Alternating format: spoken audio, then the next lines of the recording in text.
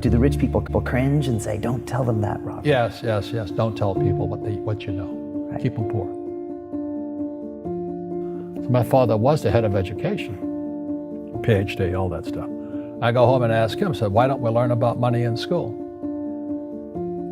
And he looked at me and says, because the government doesn't let us teach that subject. The government tells us what we can teach and what we can't teach. And I thought that was strange. And I said, but aren't we going to school to learn about money? He says, no, your job is to get a job. I said, but you get a job to earn money. He goes, no, you're supposed to just get a job. And I went, no. Isn't the purpose of a job to earn money? He goes, you're correct. I said, so why don't I just learn about money? I can skip the job part, you know? And he got flustered and he said, if you want to learn about money, why don't you ask your best friend's father about money? And I said, why? That's Mike. So why ask him? He says, because Mike's father is an entrepreneur.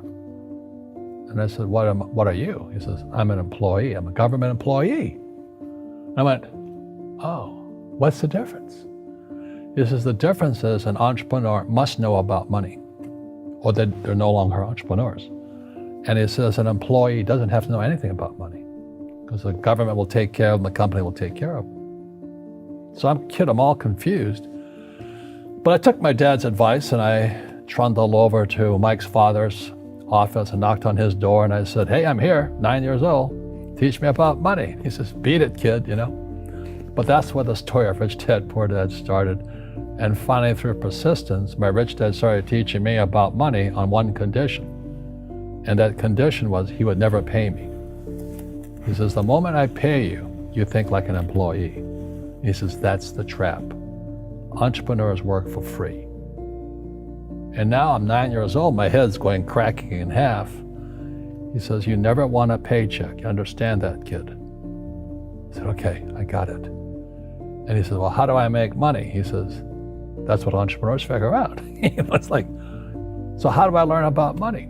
So he would just break out a Monopoly game board. So I would work for free. I'd pick up cigarette butts, and he had hotels and restaurants, and I would clean and do menial tasks. And as I got older, I started getting into office work and marketing and accounting, and I was an apprentice basically, but I always worked for free. And he would teach me about money, but the way he taught me about money was playing Monopoly. And finally one day I got upset. I said, well, when are you going to teach me about money? He says, what do you think we're doing? We're playing Monopoly. He goes, no. What do you think we're doing? We're playing Monopoly. He says, what do you think we're doing? So I don't know. I'm teaching you about money. And then that's when, you have one green house. He says, there's many formulas for great success in money. There's thousands of them, but one of the best ones is found on the game of Monopoly. It still is today. 4 green houses, 1 red hotel. I said, what? He says, one of the greatest ways to acquire great wealth is playing Monopoly in real life. 4 green houses, 1 red hotel. But is that all there is? He goes, that's it. And he says, what do you think I'm doing? And I went, I don't know. So then he took me out and he showed me his greenhouses. And 10 years later, when I was 19, I was now in school in New York, and I come back to Hawaii, and Rich Dad had bought the biggest piece of land smack dab in the middle of Waikiki Beach. And when you go to Waikiki Beach today, you'll see the Hyatt Regency Hotel. That was his hotel. Just like the game of Monopoly. Just like the game of Monopoly. Acquired assets and they became bigger assets. He just kept what's called an assemblage, because that property wasn't that big at the time. So he had to buy out all the small guys. Because Waikiki was a little dirt water little town. So he'd buy out this shop owner and buy that shop owner. And it took him a while, but he finally assembled this large piece of property. And then he and Hyatt put up this giant hotel. It just sold for $800 million. So that's how I learned about money.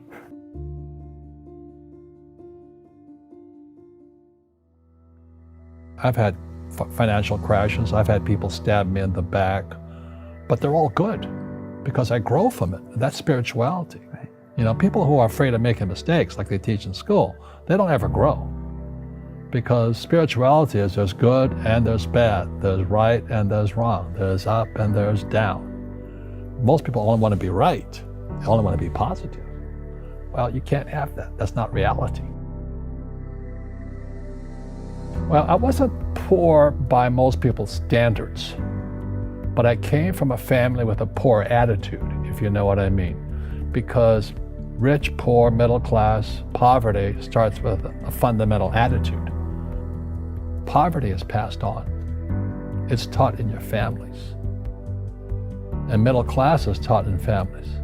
And so the people right now who are sitting at home, who are struggling financially or worried about money or unhappy, they may be making a lot of money, but unhappy with what they're doing, it was probably taught to you. You know, your super ego was taught, get a job, work hard, or you'll never be rich, or the rich are evil, or whatever. The school system will never teach you about money. The school system was designed to teach you to be an employee, which is important, or a doctor or a lawyer, a specialist, but never about money. And what most people lack is real business knowledge, like accounting, like debt, like taxes. You got to know that stuff, but they don't teach it in school to anybody. So, and then when people ask me, how did your rich dad learn this when your poor dad, a PhD, didn't? And the answer is very simply, my rich dad, who's my best friend's father, his father died when he was 13. So rich dad had this family business at 13 to run. So he had to drop out of school, which was his blessing. There's blessings, and sometimes the blessing doesn't look like a blessing, but it turned out to be a blessing. And then his teachers became his bookkeeper, his accountant, his attorney, his banker, his real estate agents. So he has what I call real teachers, not these fake teachers in school. You see, most teachers in school, they're out of ethics. They teach subjects they themselves don't practice. I asked the teacher, I said, I'm in my third year of calculus now. It was called strength of materials. I said, am I ever going to use this stuff? He goes, no. I said, why do you teach it? He says, because I get paid. I said, do you ever use it? He goes, no. And that's why, you have to, in life, one of the things I suggest to people, you got to find a real teacher versus a fake teacher. And a fake teacher is somebody who doesn't do what they teach. And a real teacher is doing what they teach every day. So my accountants, my attorneys, they're in it every single day. That's how I learn, because every day I'm solving problems in my business. So I have accountants and attorneys and bankers and all these people on speed dial because I'm solving problems with my team. I see you giving this knowledge out, and yeah. Do the rich people cringe and say, don't tell them that, Rob? Yes. Don't tell people what you know. Right. Keep them poor. But, unfortunately, the poor, as was in the Bible, I'm not real religious, the poor will always be amongst us because it starts up here. Right, it's that fear mentality. It's in their words, and the words become flesh. Again, I'm not really religious. I flunked out of Sunday school also. But when they say I can't afford it or I can't do that, they go down. They become what they say. My PhD dad, he says, what do you think I am, made of money? I can't afford that. And my rich dad would say, that's why he's poor. Poor people say, I can't afford it, I can't do that, I don't have time. Because this is an escape.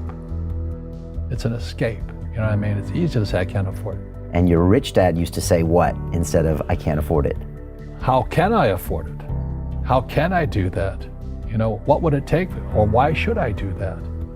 He says that a question opens the mind, a statement closes the mind. See, when you say, I can't afford it, your mind shuts down, and you become what you say. Rugby is a team sport, but so is soccer. The rules are different. And other people are golfers. They play by themselves. And so everybody's different. So my game financially is business, number one. Second is real estate. So what I say to young people is, you find your game.